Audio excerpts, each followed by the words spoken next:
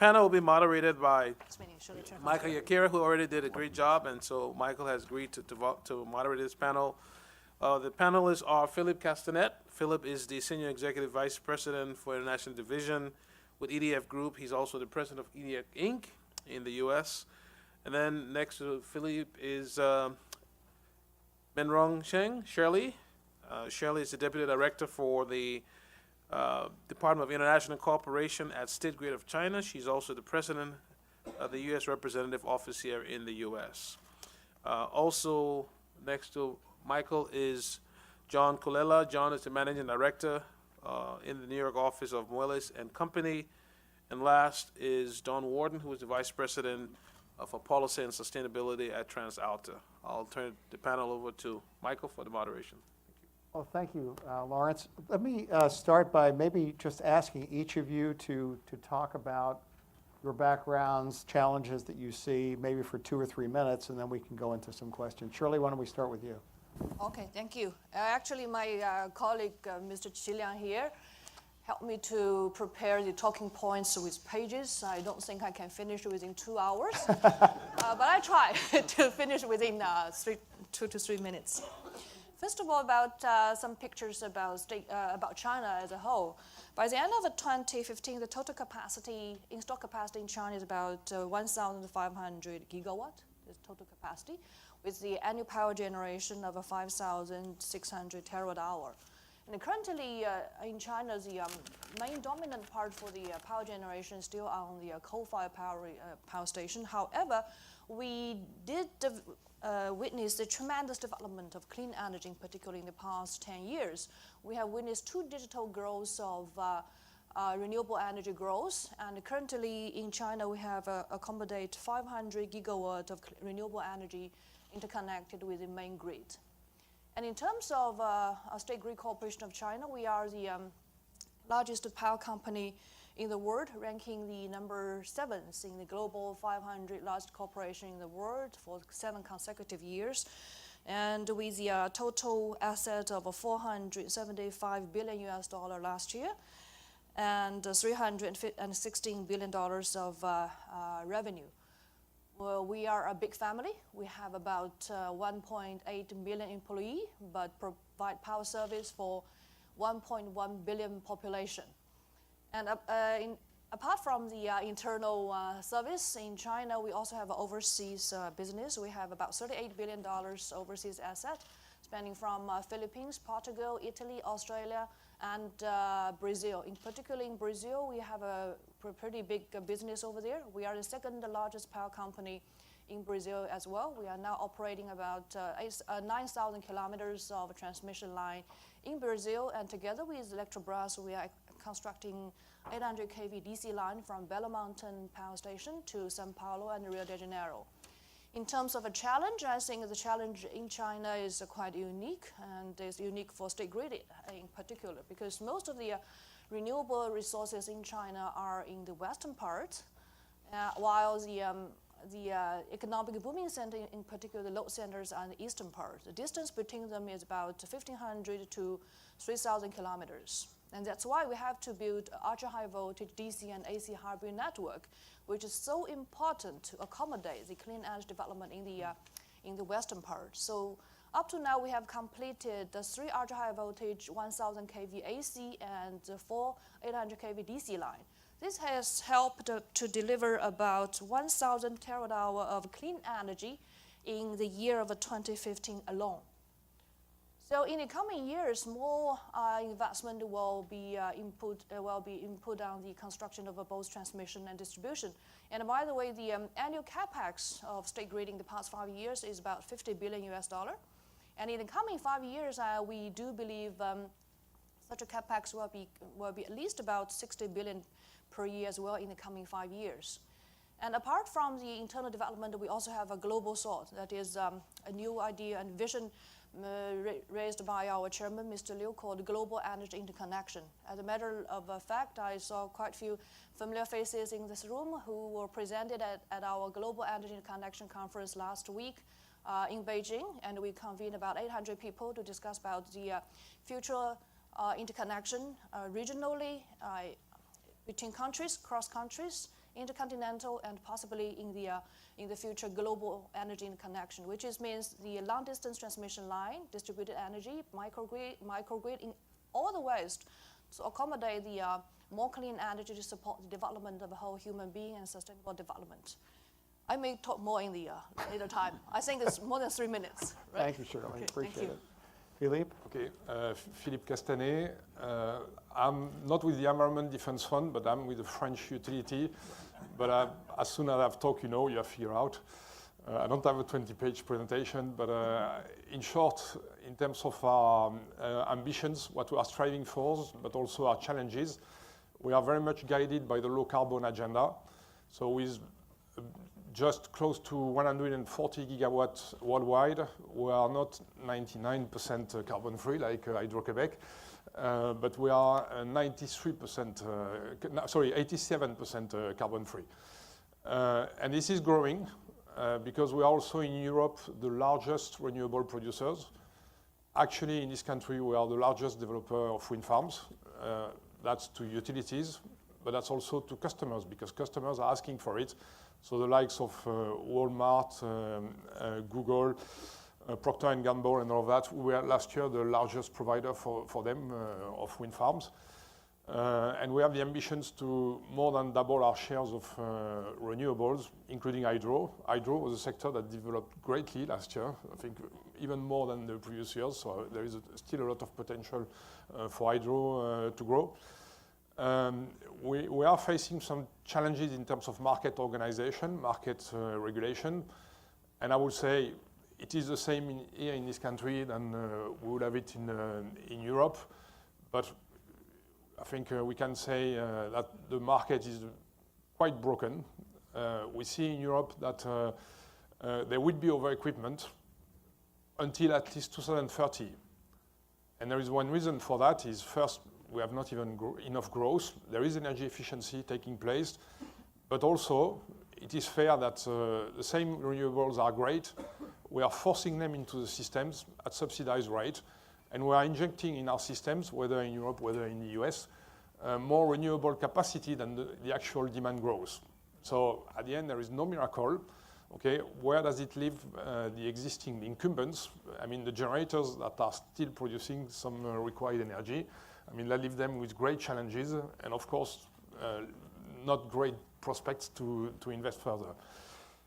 So we are after looking for some growth. So no need to say we are turning to other countries, and I think Hydro-Québec has said it, you have just said it.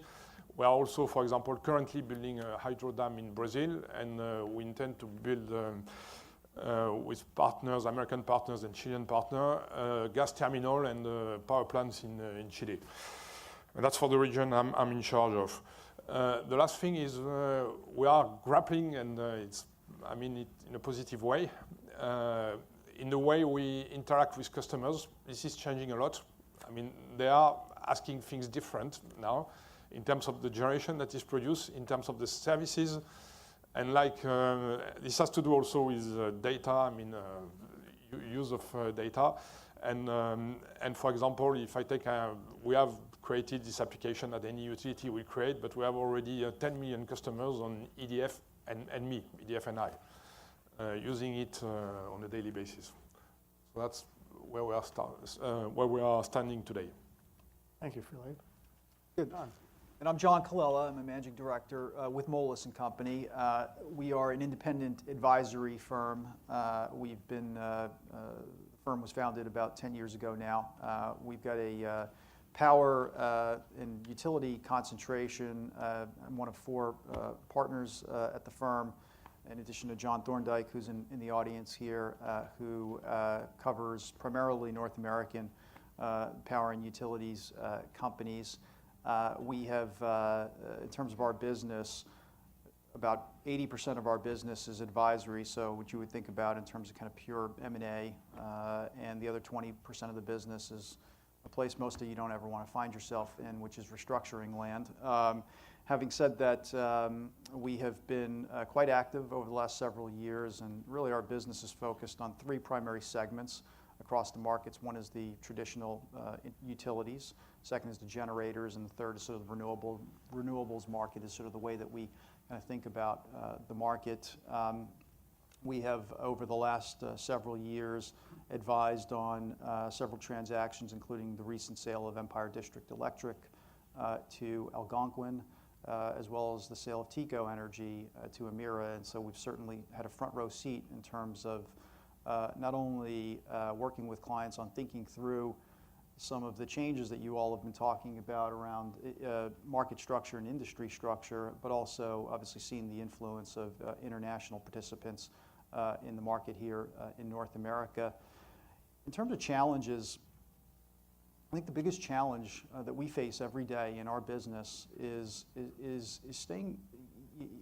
really working with our clients and sort of thinking through their strategic objectives and potential strategic alternatives in the context of an evolving market structure. And that's probably more challenging now than it's ever been.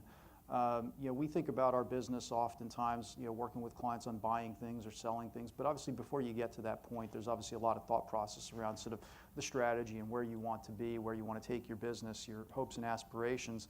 But even, and so that front end sort of strategic thinking, obviously, the set of variables, if you will, right, has become much more expansive today than certainly it's ever been over the course of my career. When you sort of think about where you might take your organization and how some of the changes to market structure are impacting the organization. But even when you sort of get to the very, very sort of specific exercise around thinking about the value of an asset, right? How it fits strategically, right? We happen to sit in a world right now where policy is changing around, for example, the role of renewables, or even things like, the role of transmission and how that will be, costed, and how those costs will be sort of shared across customer groups, et cetera. So it's an interesting time for us, but that really is a challenge that we see is again, really sort of thinking through and trying to put a fine point on all of the changes that you all have been talking about today to market structure. Thank you, Michael, and thanks to the EEI for organizing this day. I'm looking forward to the discussion, and I'm happy to continue the Canadian connection here in terms of our representation. So, look, my company, TransAlta Corporation, is active in 3 countries, Canada, the US, and Australia. We have a broad portfolio of generation that we produce: coal, natural gas, hydro, renewables in terms of wind and solar. We are, interestingly, Canada's largest coal-fired generator and emitter of greenhouse gases. In the same breath, we're also Canada's largest investor-owned wind generator. So we're conflicted, if you want, in terms of what I'd like to spend some time today, Michael, talking about in the spirit of transformation, the whole carbon-driven considerations in terms of moving to cleaner grids, cleaner systems. Certainly that impacts our company directly. We're in the midst of what I would call a very interesting policy experiment in the province of Alberta. I think Eric mentioned earlier this morning that province, which is our headquarters and home, has decided just very recently to eliminate coal-fired emissions by 2030, to replace them in a prescriptive way, with 2/3 of that replacement being from renewables, to achieve a 30% renewable electricity, or renewable mix in the electricity system, and to apply a $30 per ton carbon tax as the driver for all of that. And so as we get into the discussion, I'd actually like to give you some views about the conversation that's going on in that particular jurisdiction. And I think the real issue is, one, you can make that transformation in a very smart, intelligent, thoughtful, constructive, and careful way, or you can do it very poorly. And I think we're on the cusp of one of those 2 outcomes in that discussion, and I think might provide some fodder for future discussion in this panel. So thanks, Michael. Thank you. Maybe I should start with that, and let me throw the question out to each of you, because you each have a different perspective on this. Yours is that you are being forced, if you will, by your government's decision. You've made investments in nuclear power with your Exelon situation. You have had an experience of moving from coal to renewables. And John, you've been involved in making transactions happen. How do you see this overall global look at environmental issues, whether you call it carbon footprint, global warming, or a policy decision to have more renewables? How do you see that affecting both the financial health of companies as well as what the customer's expectations are? When we're talking with Peter, you see feed-in tariffs causing a great rise in the price, and even though he's not responsible, he's taking the brunt of the customer's reaction to that. When you factor it all in, how do you manage, how do you balance those needs for environmental change and government edict vis-a-vis what the customer wants? Why don't we start with you, Shirley? Thank you. But before I answer the question, I think we should express our appreciation for EEI support. As a matter of fact, the conference I mentioned a moment ago, which was held in Beijing last week, EEI was one of the major sponsors. And in particular, Lawrence was so kind, took his time to join us in Beijing and deliver a special remark at the closing session. We were so busy last week, so we have to keep him in hotel for 2 whole days without even a view of beautiful sky in Beijing last spring, And I understand it's the first time for him to take a trip to China. So sorry for that, but I promise to make some arrangement next time. To answer your question about to keep the balance, I think from the transmission distribution company's point of view, we still need a utility size, utility scale renewable energies, because in any case, utility scale plus the interconnection of a transmission distribution is the most efficient way to provide affordable, clean energy to the customers. We do understand in some part of the world, in California, for example, a lot of people are talking about off-grid, and they believe that is the right way to provide more affordable, more clean energy to the local customers. However, I have to say California is so gifted, and we don't have so many gifted places all over the world. And just take a look at Africa. They only have access to power in many regions. So what we do need is transmission and distribution have a better interconnection to accommodate the development of clean energy and deliver to the customers. And in terms of a transition, we do see a lot of technical breakthroughs in the past few years, in particular the cost reduction of wind power and solar energy. Just think about in China, about 10 years ago, there was no wind power at all. And at the very beginning, the kilowatt hour tariff for wind power is about 1 yuan, something like 60 cents per kilowatt hour in China. But now the cost has been about only 1/5 of that cost till today. So we also see a lot of development in solar energy in particular. I still remember my last visit together with my chairman to Enro, where Doug is here to represent here. And the scientists in Enro told us in the coming years, the cost for the solar energy can be dramatically going down because of development and breakthrough in new technologies. So we are quite promising in terms of new technology to accommodate the price issues. But on the other hand, I have to stress that to scale up the utility size as well as scale up the interconnection is the right way to provide affordable technology and affordable electricity to the customers.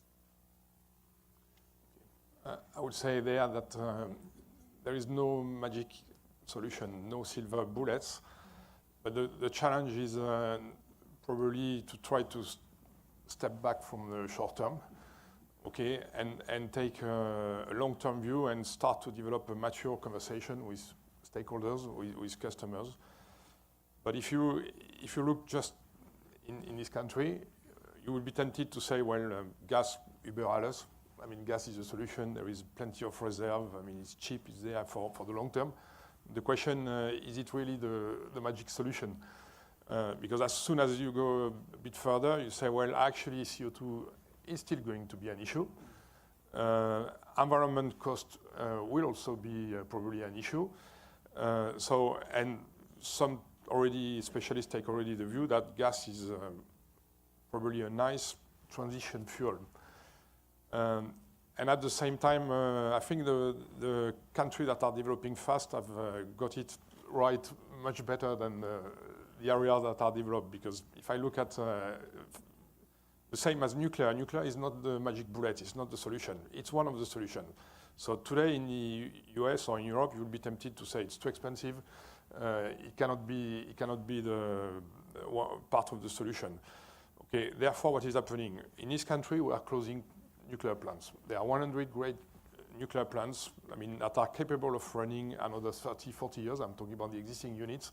Okay, and actually, okay, unless something happens, and the risk is we are going to do too little and too late, unless something happens, they will close one after the other. Well, at the same time, China, Pakistan, India, okay, believe in nuclear, the same as they believe in solar, they believe in wind farms. And they are building nuclear at an unabated pace. Last year, you commissioned 7 nuclear plants. You have 20 under constructions. Pakistan at a lower scale, but still doing quite a bit in this domain. Okay, and okay, the last one we decided in the US, the decision were taken 10 years ago to build new units. In Europe, we see we are doing very few. We are doing 1 in France, and we hope to do 2 units in the UK. It's quite a challenge. So I think there is a need for a long-term discussion, understanding that regulation is the problem today, okay, and that we need to find some schemes, especially for the short term, to keep what we have, which is great, and some states in the US have done that, Ohio State, and the New York State instead to do it with the Clean Energy Standard initiative. Okay, but the question is, the fire is a bit in the house, and we need to act quickly and decisively there. Again, others are probably doing a bit better. We do have a tendency in the United States to look at a solution. In the 1960s, nuclear was going to be too cheap to meter, and then 3 Mile Island happened, and you couldn't burn natural gas under boiler because of the Fuel Use Act, and there's the push to renewable energy, and everything else be damned, and now coal is anathema. So the balanced approach, just like a balanced stock portfolio, has always been a way to assure that the customer gets the best shake while you're not depending upon one source. But we don't seem to learn from that theory, do we? And what is at stake there is security of supply from a physical point of view, but also from an economical point of view, which is, indeed, if we put all our eggs in the same basket, I mean, the awakening may be tough. Sounds better when you say it than when I say it. I think one of the things that's been talked about a little bit is sort of consolidation in the industry and some of the recent trends around that. Obviously, we live and work kind of in our practice sort of at the nexus of that.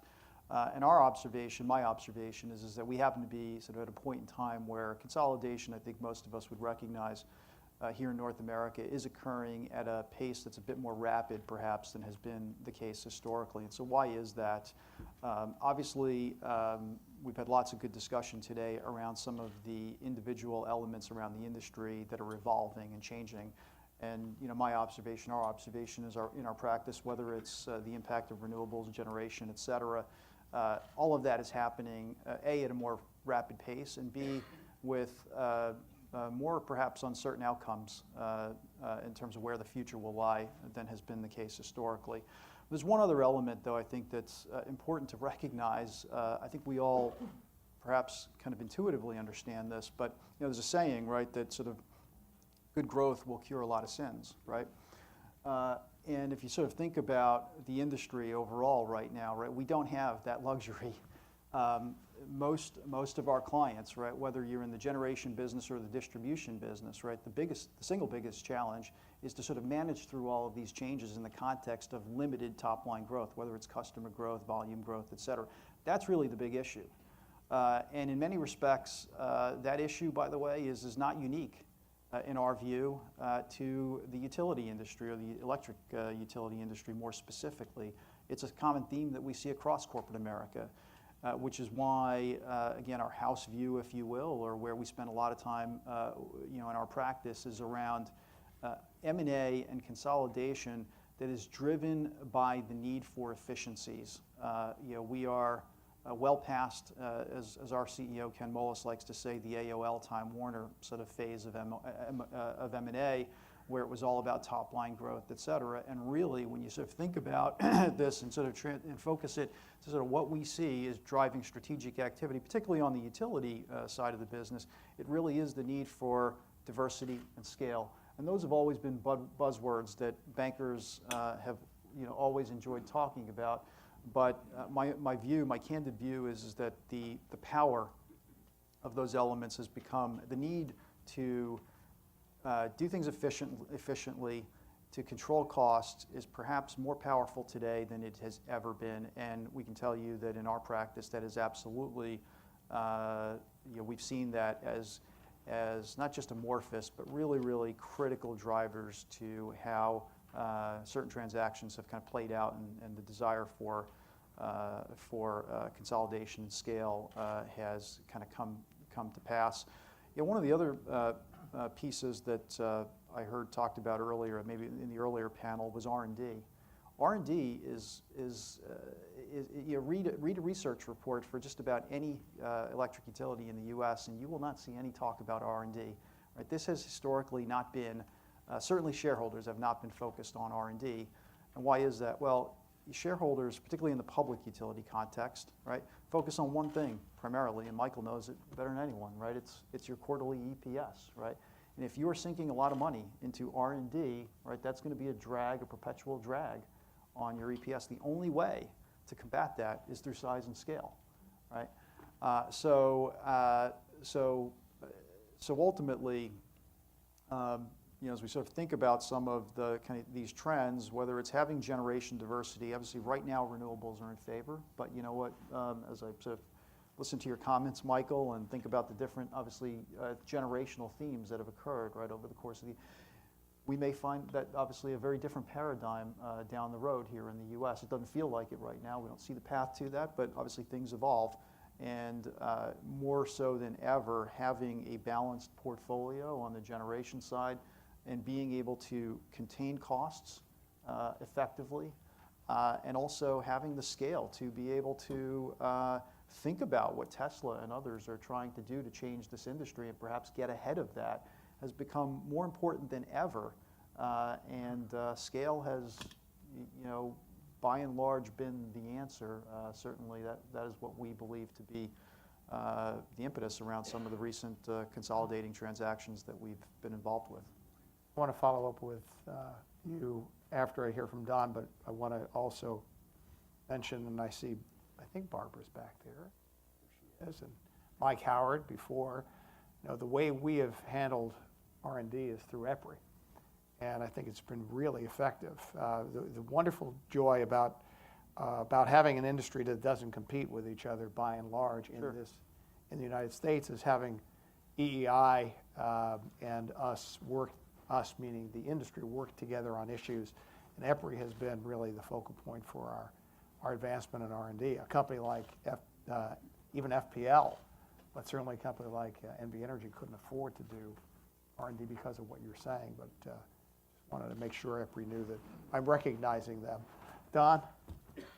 Well, Michael, I wanted to maybe observe, at least from our perspective, that I think there's a real concern with what I would say is a disconnect between, say, government policy and or regulatory policy objectives and industry objectives in terms of transformation. And I think you'd find probably almost every large utility in this room at least fully agreed that transformation is occurring, it's necessary, and certainly to your point on the carbon side, it's being driven by a global imperative.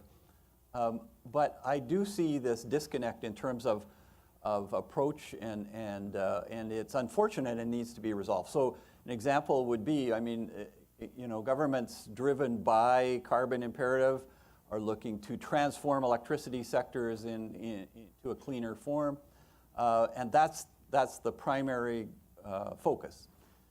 utilities, on the other hand, I would say it's in our DNA to be concerned first and foremost about reliable supply, about keeping consumer costs low and reasonable, and those two things don't seem to fit in many places into the policy discussions, which is unfortunate, and in fact, it should be unacceptable.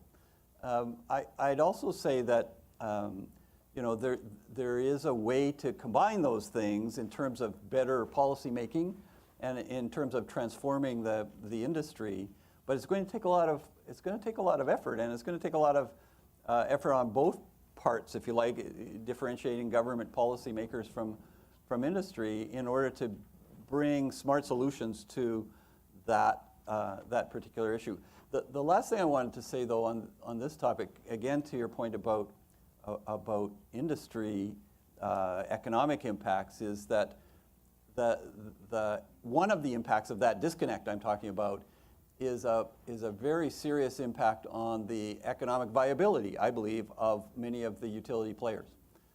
And those are the same players that are going to be the investors in the transformation. So I think it really behooves government policymakers to be cognizant of the fact that we should have policies that allow good, strong economic participation by industry in order to make that transformation happen. If you look around the world at some places, Germany is one example, we see that the sort of legacy generation companies have been hugely hamstrung by policy making over the last 5, 6, 7 years. And that's unfortunate because, in fact, those same companies could be major contributors to transformative process. Let me come back to you. John Thorndike and I, John has been in this industry since, I think, Tesla and Edison. We were talking about an investment analyst named Ed Torello, who I think is still around, who predicted there would be 50 utilities in 5 years. And 25 years later, he's probably right. You heard EnerSource and the consolidation of 3 entities plus a merger at the same time. It was always my dream. You know this. I thought NV Energy by itself was just too small to be able to truly have the balance sheet to do the things that we were capable of doing. And my desire was to combine with others, and didn't get a lot of play for that. And eventually we were acquired by Berkshire. But one of the impediments in the United States is how the savings are shared. And what you said is the first time I've heard a banker say this, so I'm interested in this, and maybe it's because you're getting more gray hair in this industry as well. The first imperative should be the customer. What does the customer get from a transaction? Because if the customer isn't first, the shareholder won't be rewarded. So do you see a shift by utilities saying that there are more benefits to be had through consolidation and lowering of costs at a time where it's difficult to lower costs, that will inure to the benefit of the shareholders in the long run, more so than ever before? It's interesting.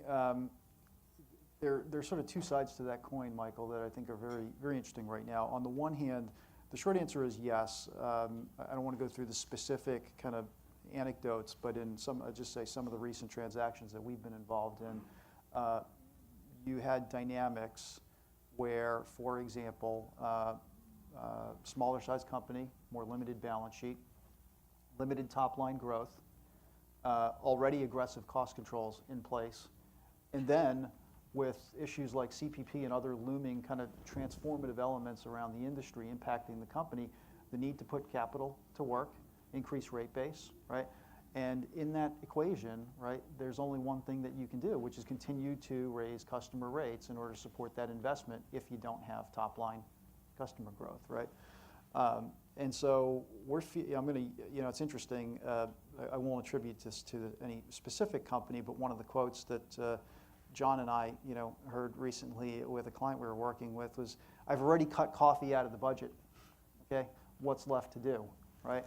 And look, that's obviously every company has a very different experience and perspective depending upon your generation profile, where you are in the country, local demographics, economics, et cetera. But nonetheless, we're sort of seeing and feeling a little bit more, I guess, impetus around that than we have in the past. The other side of the coin, though, is I think really going to be interesting to see how this evolves. But we are also then equally seeing M&A transactions, by and large, where, as you know, you're seeing more dual headquarters, what I'd characterize as low synergy transactions, right? Take TECO's acquisition by Emera, or even Empire District's acquisition by Algonquin. By and large, those transactions are structured such that the local operations largely remain effectively, unchanged, certainly from the perspective of the customer experience, the regulator's experience, et cetera. Yet at the same token, though, in the context that you've got low synergy transactions, but high premium transactions, by the way, we haven't talked about this, but we're in an environment because of cost of capital and other factors where the premia that we're seeing, just to pick the two that I mentioned, TECO and Empire District, to our knowledge, represented the two largest premiums certainly paid in recent history in the electric utility transaction. In the case of TECO, it was 48%. In the case of Empire District, it was 50%. And so it all begs the question that if you've got a low synergy transaction, but clearly a recognition, by the way, that size, scale, et cetera, will benefit the customer over time, if not necessarily day one in terms of bringing rates down, the ability to control rate increases over time. So that I think is kind of the mindset, if you will, or the approach. I can put more capital to work. The real synergy, right, is being able to employ capital in rate base, perhaps at a faster, more aggressive pace, to address some of the evolving industry challenges over time in a way that the customer will feel a little bit less than I could on a standalone basis as a company. But nonetheless, though, if you're doing sort of low synergy, at least day one transactions, and you're paying some of the highest premia ever, right? How are you making the math work? And the short answer, right, is through leverage. The industry, as a general matter, is, I don't want to say over-equitized, but certainly vis-a-vis the rating agencies, has many participants in the industry are effectively taking advantage of excess debt capacity as they view it on their balance sheet or the balance sheet of the target, using those, employing those in the context of a transaction.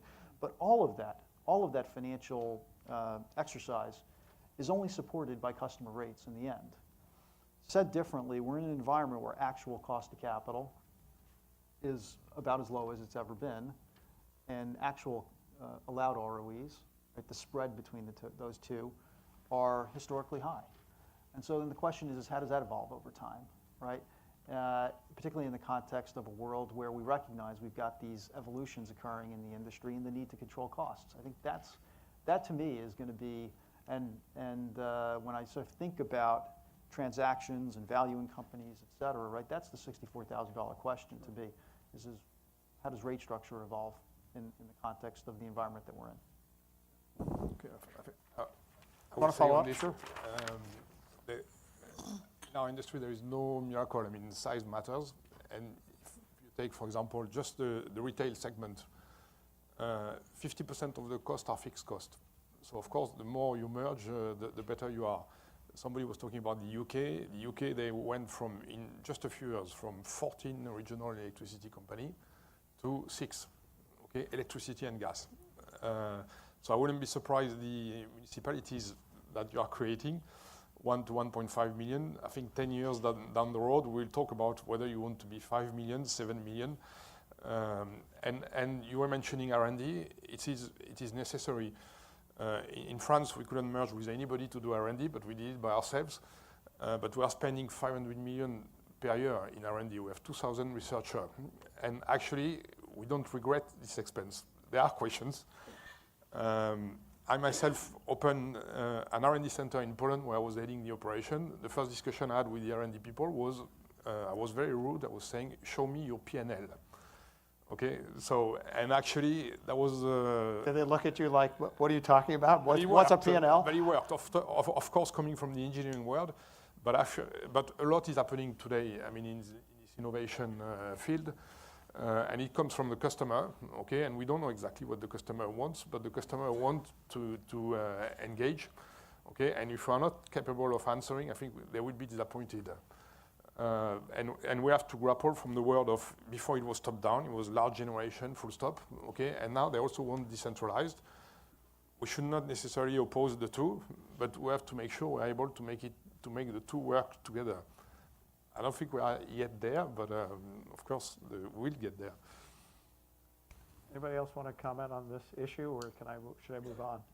Let me ask a question that you may or may not be able to answer, but I think back to a couple of years ago when we had a conference and we had people from Europe talking about the transformation, if you will, to renewable energy and feed-in tariffs and what it meant for generating capacity and investor-owned utilities in Europe. So these kinds of discussions can be provocative, and perhaps we can learn from them. But what I would like to ask each of you, if you can, what country, what company would you hold up as an exemplar, as exemplary for going down the right path to assure that there is a balance between environment, customer, and investor? It doesn't even have to be in this industry, but who can we as an industry learn from, either inside the industry or outside the industry, so that we can say, if we follow this path, it would make sense for all the constituents we are responsible for. I'm going to maybe start with a sort of a non-traditional answer to that question, which is John Thorndike knows that one of my good friends started a little hamburger joint about a decade ago that turned into the Shake Shack, which many of you may be familiar with, and obviously. Danny Meyer, who is a restaurateur, who's kind of written some books on this theme recently, and so it kind of comes to mind across his businesses, this notion, right, that as bankers, as finance people, we talk a lot about shareholder value, right? And we focus on things like EPS and all the usual financial metrics, ROEs, and so on and so forth. But there is an emerging, it's perhaps not necessarily revolutionary, but perhaps more evolutionary, kind of an emerging school of thought, coming from primarily, you see it in kind of the consumer products industry, right, which is that the best companies around the world are those that focus first and foremost on the customer experience. And I'm blanking on the name now, but this is about 3 or 4 years ago. Danny Meyer wrote a book, and in that he created an index of some of the world's leading companies that are best at focusing first and foremost on the customer. And the thinking is effectively, if you do that, right, almost at all costs, the shareholder returns will follow. And certainly that's been the experience there. My own view is that as I sort of think about this industry, has historically been this is obviously a capital intensive industry, but I think historically the view has been the customer has been much more captive, right? Regulated monopolies, vertically integrated industries. And so I think that in our experience every day with the clients that we work with, we're seeing more and more of an evolution, turning perhaps into a revolution around sort of that kind of changing the mindset, right, from one where you've got sort of this notion of a captive customer to a recognition, right, with things like distributed generation, electric vehicles, et cetera, that customer is becoming less and less captive, and that is going to require a change in the mindset. I think initially the answer has been scale and the ability to deliver product and cost more efficiently to the customer, et cetera. But increasingly over time, I think embedded within some of the comments around whether it's R&D or diversity, et cetera, will become the ability to provide the customer with more choice. And how that's going to evolve, I think, is going to be interesting. Will it be a choice within, for example, an organization around how to choose where your generation comes from and what the profile looks like, et cetera, what times of day you experience that generation, how you control the technology, et cetera, around that. So I think that is really, and I think that there are lots of companies in this industry that do a really good job around thinking about how to get ahead of that. But I think that's where I see us as an industry right now, is really, really thinking about that evolution right now, because the formula is changing every day, and it's certainly vastly different than it was when I started in the business, certainly when you started in the business. You made me smile because, and John will appreciate this, when I got to FPL in 1989 and the new chairman, Jim Broadhead, was there, the company was doing really well. We were challenging for the Deming Prize, won the Deming Prize, first U.S. company to do that. But there really wasn't a belief that there was any customer issues. In other words, it was more about assuring that we had growth or rate base and all the typical things that utilities were thinking about back then, and some still do today, rather than thinking about if the customer had choice, would they choose you?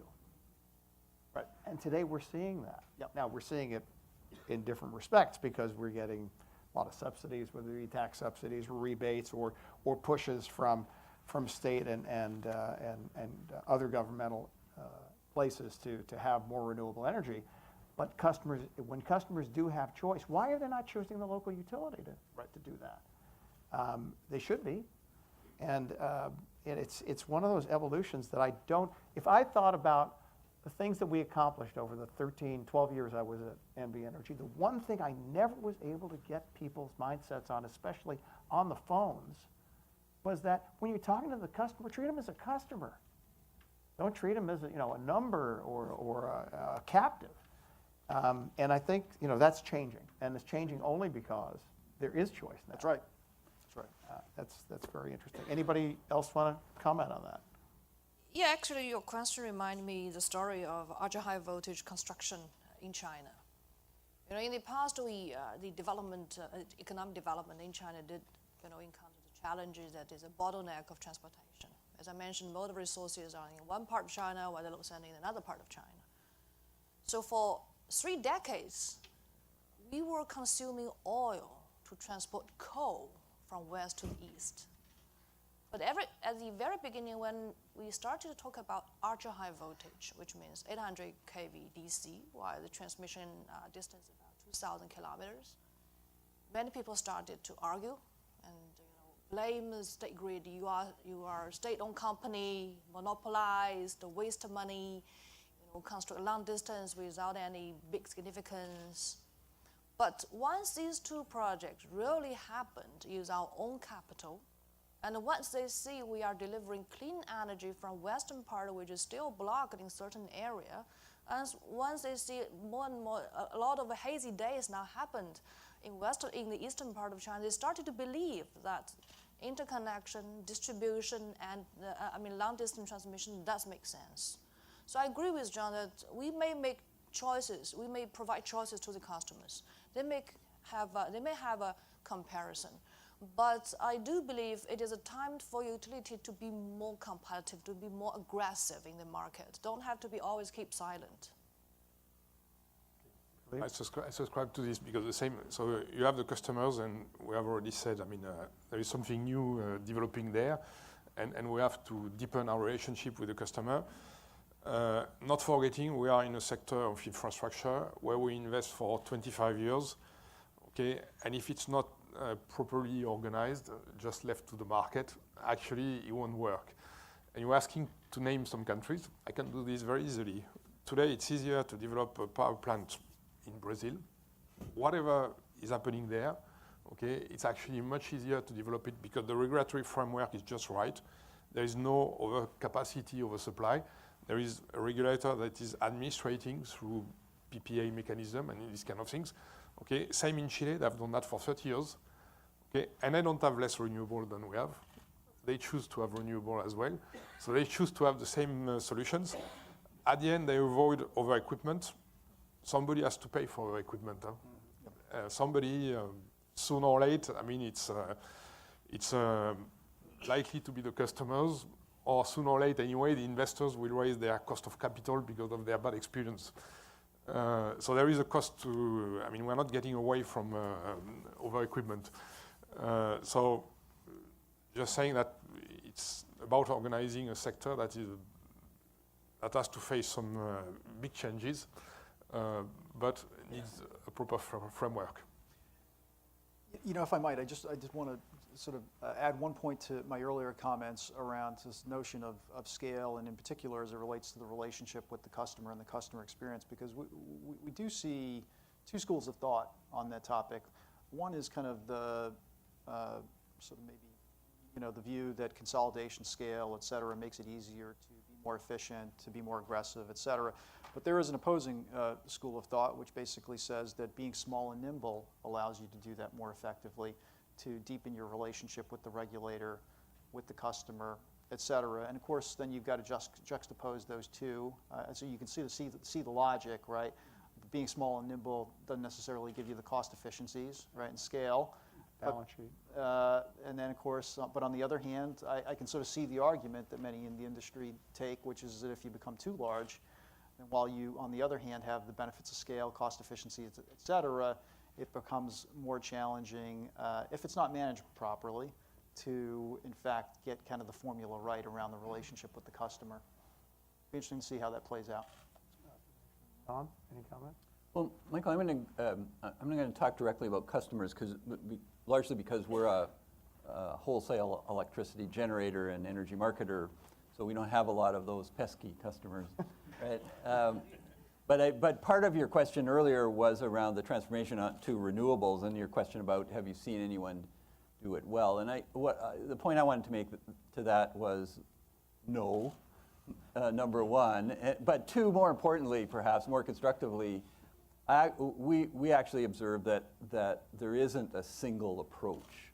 You can't generalize around, you know, moving transformative, say, clean technology into electricity systems. They are so diverse that a single type of solution or approach just can't work. They are very specific to, you know, the level of regulatory involvement, the government involvement, the infrastructure that you have, the legacy generation that you have, your starting point, and ultimately your goal. So I think, you know, customization, right, is the word in terms of moving into cleaner generation overall.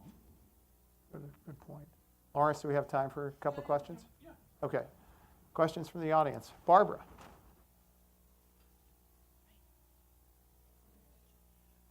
Hi, I'm Barbara Tyron with the Electric Power Research Institute, EPRI. First, Michael, I want to thank you for your recognition of EPRI and your comments on the stage. Thanks very much.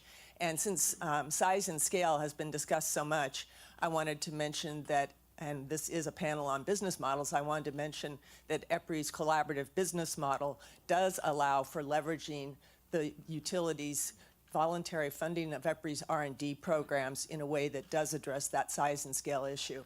So thank you for the chance to say that. My question is actually for Shirley. Shirley, you have such impressive statistics around what you're doing with renewable energy and high voltage transmission lines. Can you talk a little bit more, please, about the topic that did arise around a balanced, diverse generation mix and how you see that fitting into State Grid's plans, particularly in light of greenhouse gas emission reductions? Okay, thank you. As I mentioned a moment ago, by the end of 2015, the total installed capacity in China as a whole is about 1,500 gigawatts, and about 65% still from coal-fired power station. But we did see a tremendous development of wind power in the past 10 years, which means a two-digit growth very, very quickly. And in the coming years, I believe more and more clean energy will be taken to the main grid, to the ultra-high voltage, and also 500 kV DC line to the customers. Because as I mentioned, about 2/3 of the clean energy, including hydro, wind, and solar, are in the western part. So we do need a kind of a bundled development. But at present, in order to further reduce the coal-fired power station, we do need further breakthrough in terms of storage technology. Of course, on one hand, we could have a compulsory between solar and wind in certain area. But in the future, if we see further progress in terms of our storage, I'm quite convinced that the clean energy will play a very dominant role, not only in China, but also in the world. On the other hand, interconnection can also play a very important role for country to country, for region to region to share capacity in particular. Last week when we were in the conference in Beijing, we also witnessed a signing ceremony between China, Russia, South Korea, and Japan to talk about supergrid construction in Eastern Asia. And Dr. Sun, the chairman of SoftBank, and Capital, the chairman of Capital, CEO of State Grid, and vice president of a Russia Grid company. We want to build a supergrid in Eastern Asia so that more and more clean power from Russia, from China can be transmitted through grid to South Korea and to Japan.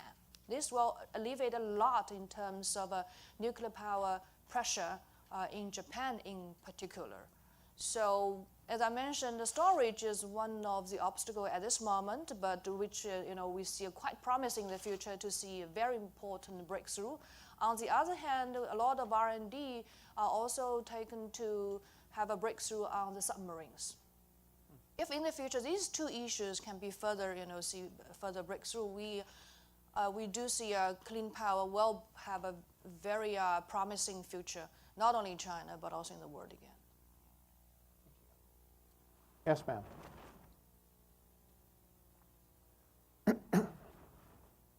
Thank you. Sandra Bear with Personal Cities.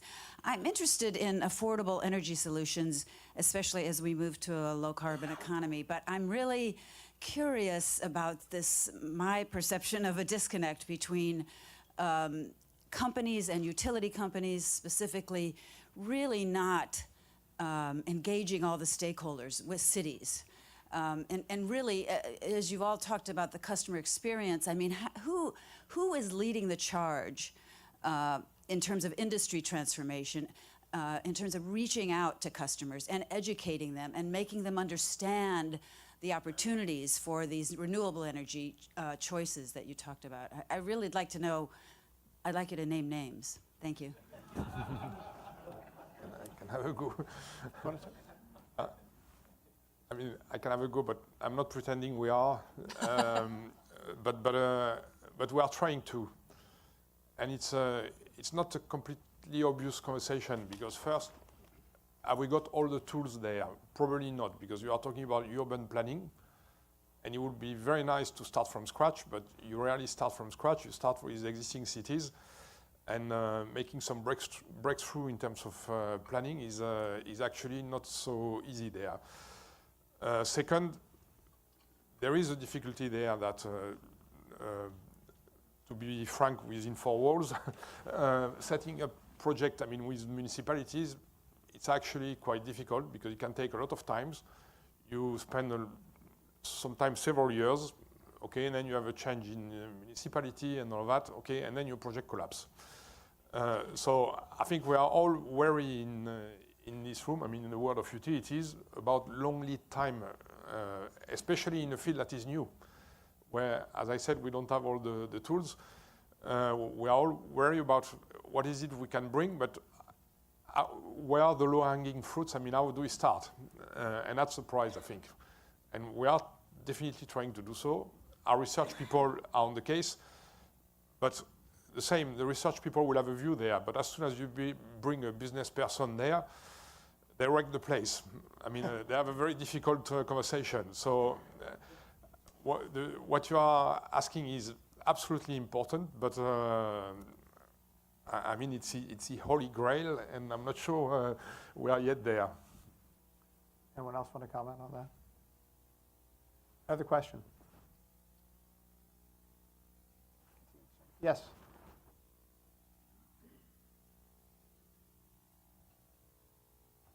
Thank you. Hi.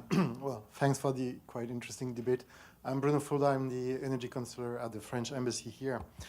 We've heard a lot about the new call for the consumer, for the end consumer, as well as needs for long-term investment in a regulatory environment that moves. But now the consumer is also sometimes a producer. So I'd like to hear you to how those big utilities, maybe in China, but also how it happens in the US, take into account the distributed generation, and the fact that your consumers now do produce storage. We spoke a bit about this morning, but I'd like to hear more of it. Thanks. You go first. Lady first. Okay. You first. Well, we do not see any conflict between distributed energy and centralized development, because these two are actually compulsory to each other. And distributed energy, in any case, when it scales up to a certain level, it still needs to be connected with the main grid in order to play a more important role, to play, to be more efficient and to be more cost effective. Talking about, consumer to be producer, it might be happen quite popular in certain areas like California, for example. People are so gifted, you have a vast land, less people, you have big house. How could that happen in China? We have 1.3 billion people. And talk about India. How could everyone have a big house like that in China and India? So if you only rely on the solar panel on the roof, I don't think it can sustain for 2 days. So in any case, large countries, large area, like China, like India, like Brazil, they do need a centralized development as a core, while distributed energy and the microgrid can be a certain part within such an area. That is my perspective. We certainly see this as a developing trend there. We hear more and more customers asking for some solutions, rooftop solar and all that. So ourselves, we have decided we'll go into what we call B2B, so solar for business customers, not necessarily just the big brands I've mentioned at the start of this discussion, but I mean some medium or large size business customers. And there again, you have a challenge of this is new, technology is key, and we are doing quite a bit of research on that. We have a subsidiary that is called Store and Forecast, so I think it says it all. They are working on storage, okay, but the same, they are developing models to see how you can integrate this new capacity into the grids. Forecast, they are trying to forecast the cloud cover, these kind of things. And for example, we have just commissioned 20 megawatt plant of batteries in PGM systems, and I was done with, of course, this environment there to optimize this new capacity we're injecting into the sector. Michael, there's an example, maybe in Alberta, that might be illustrative. Alberta has very high industrial load. We probably have the largest load factor in North America in terms of industrial load, of part of the grid. And we are starting to see a lot of cogeneration build, and largely driven by the oil and gas sector, looking to produce power at less cost than the grid provides. Now that coal, which has been 60 some odd % of the supply, is burdened with a carbon tax, and natural gas looks a lot better. So we're starting to see, and we're expecting to see, a strong movement towards increased cogeneration, behind the fence generation, driven by industrial activity. And I think that creates, and I don't have a solution for this because we haven't seen it play out yet, but that creates a really interesting question about if an increasing amount of your total regional supply is from cogeneration driven by industrial demand, then how does that interact with, in terms of reliable supply and provision, given that cogeneration first priority is always to supply the host, right? As that increases, how does that affect reliability ultimately to the region? And I think that's going to be a fascinating question to be answered. Has cogeneration not been prevalent? Yeah, it has been prevalent. It's just becoming now more prevalent given the change in dynamics with the legacy generation. I say that because what you're talking about are things that the industry faced when cogeneration became prominent here through Right. FERPA. Right. And same kinds of issues. You know, how do you control it? How do you know when it's available? Right.